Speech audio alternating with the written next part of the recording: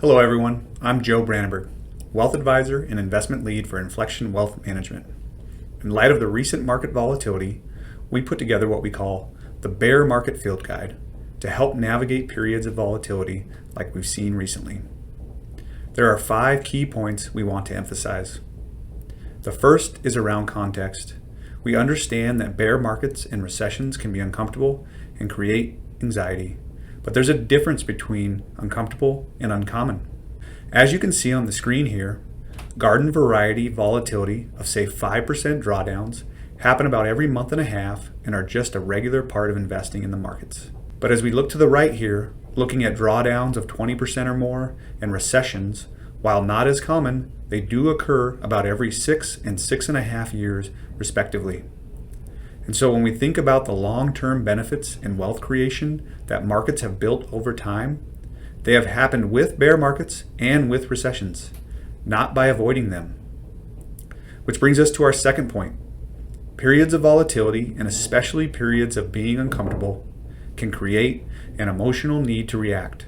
After all, we are humans, and our natural instinct is fight or flight, right? This chart shows consumer sentiment since 1971. The higher the line, the greater the optimism. The lower the line, the greater the pessimism. Now, by investing in periods of high optimism versus investing in periods of peak pessimism, you have very different outcomes. In fact, investing when things feel the worst, on average, has been 6 times more successful than the opposite. This is why we do not make investment decisions based on emotions. The feeling of wanting to act or the need to act is not giving us a good, clear signal on how we should be acting for the best outcomes in our portfolio. Which brings us to the next point, and the most tempting one, timing the market. Market timing is hard, and the cost of getting it wrong is high. So first off, we do not recommend market timing because we don't think many people can successfully time markets. Here's an example of the cost of getting it wrong. This bar graph shows the cumulative return of investing just $10,000 in the S&P 500 from 1980 through the end of 2021. And that $10,000 not touched would have grown to almost $1.7 million. That's an incredible return over time. Now, by missing just the best 5 days, only 5 days of almost 10,000 trading days, you would reduce your portfolio's total return by 43%. And here's the kicker. Those 5 best days happen in periods of high volatility and oftentimes in periods of recession. By eliminating the emotional need or want to take action during those periods, we can avoid the market timing mistake. That brings us to our fourth point. If we're not trying to time the market, then what are we doing? Well, we are investing over the long term. As you can see here, long-term investing is far more aligned with bull markets than it is bear markets. Bull markets are more frequent, they last longer, 71 months versus 14 months, and they're far more impactful too, with a cumulative return of 263% versus a drawdown in bear markets of 33%.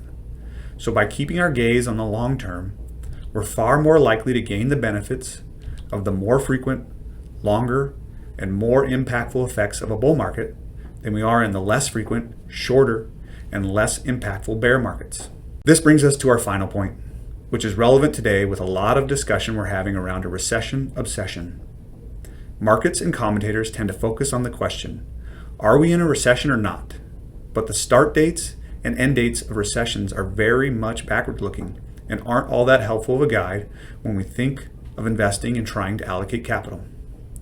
In fact, as you can see on this graphic, since 1950, the average market has peaked 7 months prior to an economic peak and has bottomed 3 months before the economy began to grow again. So even if we were able to perfectly time the start and end of a recession, we would be focused on the wrong thing and likely would have been too early and too late.